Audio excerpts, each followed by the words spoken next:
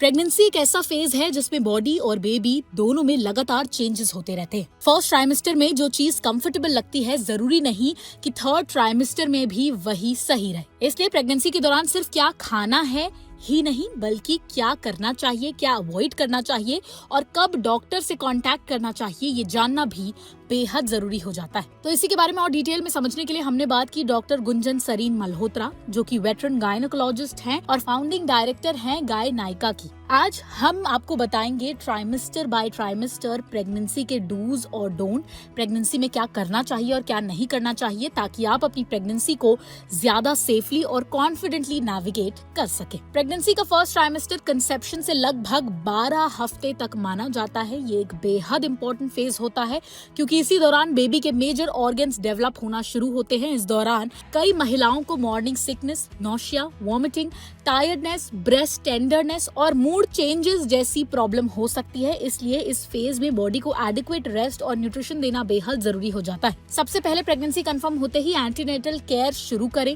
अपने डॉक्टर से अपॉइंटमेंट ले और उन्हें अपनी एग्जिस्टिंग हेल्थ कंडीशंस और उन सभी मेडिसिन के बारे में बताएं जो आप ले रही हैं।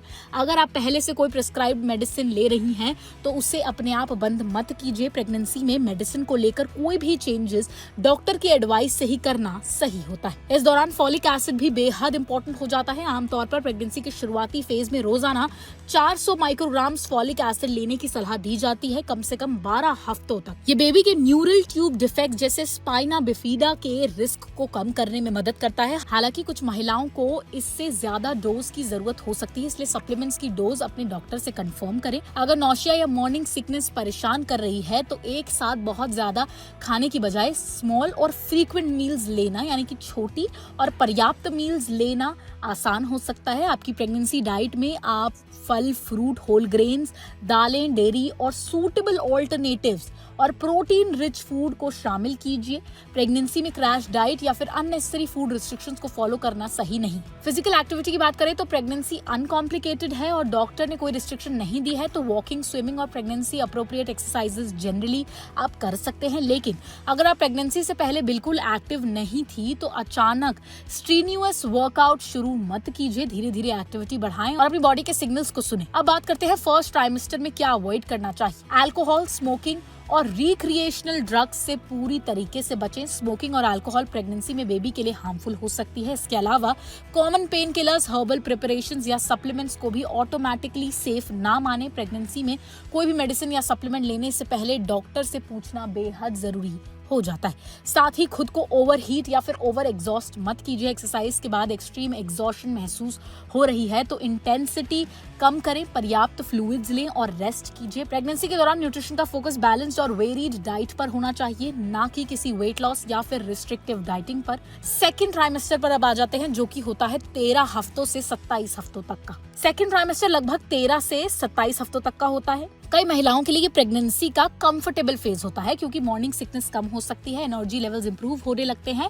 लेकिन इसी दौरान बेबी की ग्रोथ भी तेजी से होती है और बेबी बम्प ज्यादा नोटिसेबल होने लगते हैं। इस फेज में भी रेगुलर मूवमेंट मेंटेन करना इंपॉर्टेंट हो जाता है। वॉकिंग, स्विमिंग, प्रीनेटल योगा और प्रेगनेंसी सेफ एक्सरसाइजेस की जा सकती हैं अगर आपकी प्रेगनेंसी में कोई भी मेडिकल रिस्ट्रिक्शन नहीं है। जनरली हेल्दी प्रेगनेंसी में लगभग 150 minute of moderate physical activity पर हफ्ते एक गाइडलाइन दी जाती है, लेकिन आपकी एक्टिविटी आपके फिटनेस लेवल और डॉक्टर की एडवाइस के हिसाब से ही होनी चाहिए और वो पर्सनलाइज्ड होती है। न्यूट्रिशन पर भी फोकस बनाए रखें। इस दौरान प्रोटीन, कैल्शियम, आयरन, फाइबर और दूसरे एसेंशियल न्यूट्रिएंट्स की जरूरत होती है। Lentils, beans, eggs, vegetables, fruits, whole grains, nuts, dairy और प्रॉपरली कुक्ड मीट जैसे फूड्स को बैलेंस डाइट का हिस्सा बनाइए। एंटीनेटल अपॉइंटमेंट्स को स्किप बिल्कुल मत कीजिए। रेगुलर चेकअप्स के दौरान डॉक्टर आपकी हेल्थ और बेबी की ग्रोथ को मॉनिटर करते हैं और किसी भी पोटेंशियल प्रॉब्लम को अर्ली स्टेज पर आइडेंटिफाई करने में मदद कर सकते हैं। प्रेगनेंसी के दौरान मेंटल हेल्थ का ध्यान रखना भी उतना ही इंपॉर्टेंट हो जाता है। एंजाइटी, लो मूड, चाइल्ड बर्थ को लेकर डर या लगातार चिंता महसूस हो रही है तो इसे अकेले हैंडल करने की कोशिश मत कीजिए।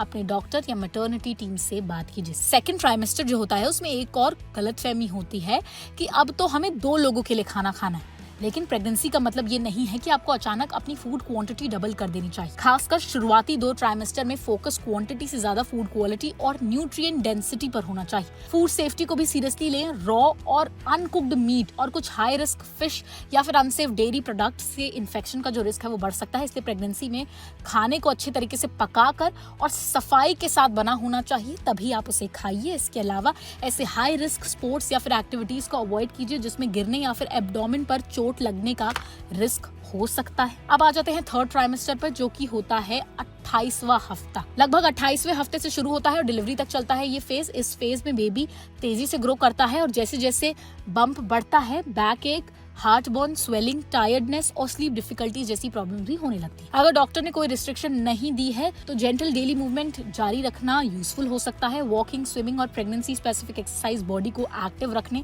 और लेबर की प्रिपरेशन में मदद कर सकती हैं, लेकिन इस स्टेज पर बैलेंस और मोबिलिटी बदल सकती है। इसलिए वही एक्टिविटीज करें जो कंफर्टेबल और प्रेगनेंसी के लिए अप्रोप्रिएट हो। अब आ जाते हैं न्यूट्रिशन पर। तो न्यूट्रिशन के मामले में आपको पर्याप्त खाना खाना जरूरी है, लेकिन ओवर ईटिंग करने से बचें। 3rd ट्राइमेस्टर में एनर्जी रिक्वायरमेंट्स बढ़ सकती है, लेकिन इसका मतलब ये नहीं है कि आप फूड इनटेक को अचानक डबल कर दें। 3rd ट्राइमेस्टर बर्थ प्रिपरेशन के लिए भी इंपॉर्टेंट होता है। इस समय आप अपने डॉक्टर से बर्थ प्रेफरेंसेस और डिलीवरी प्लान पर डिस्कशन करते हैं, जरूरी बेबी आइटम्स ऑर्गेनाइज करते हैं, लेबर और न्यूबॉर्न केयर के बारे में भी इंफॉर्मेशन आप ले सकते हैं। इस फेज में अपने बेबी के अनयूजुअल मूवमेंट पैटर्न को समझना भी जरूरी हो जाता है। अगर आपको लगे कि आपके बेबी की जो मूवमेंट्स हैं वो नोटिसेबली कम हो गई हैं या फिर अनयूजुअल लग रही हैं, तो इसे इग्नोर बिल्कुल मत कीजिए। 3rd ट्राइमेस्टर में कुछ सिम्टम्स ऐसे हैं जिन्हें नॉर्मल प्रेगनेंसी डिस्कम्फर्ट समझकर इग्नोर बिल्कुल मत कीजिए।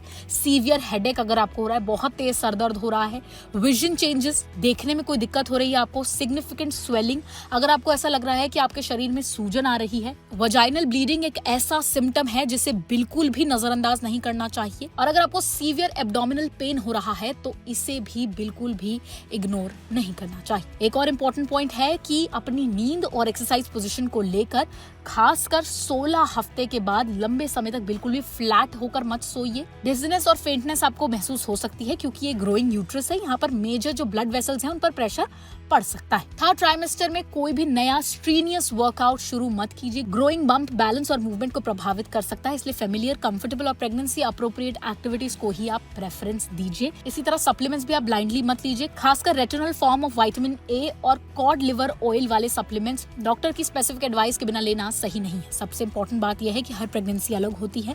अगर आपको diabetes, high blood pressure, thyroid disorder, previous pregnancy complications या हाई रिस्क प्रेगनेंसी है तो आपकी प्रेगनेंसी में कुछ एडिशनल प्रिकॉशंस की जरूरत हो सकती है। अंत में बस इतना ही कि प्रेगनेंसी के दौरान एक सिंपल रूल याद रखें, regular antenatal checkups, balanced nutrition, appropriate physical activity, recommended supplements और हार्मफुल सब्सटेंसेस से दूरी, और कोई भी मेडिसिन या सप्लीमेंट या फिर कोई भी मेजर लाइफस्टाइल चेंज बिना डॉक्टर की एडवाइस के मत लीजिए। इसी के साथ अगर आपको वीडियो पसंद आई हो तो इसे लाइक और शेयर जरूर कीजिए, और ऐसी ही और हेल्थ से जुड़ी हर छोटी बड़ी अपडेट के लिए चैनल को लाइक, शेयर और सब्सक्राइब करना बिल्कुल ना भूलें।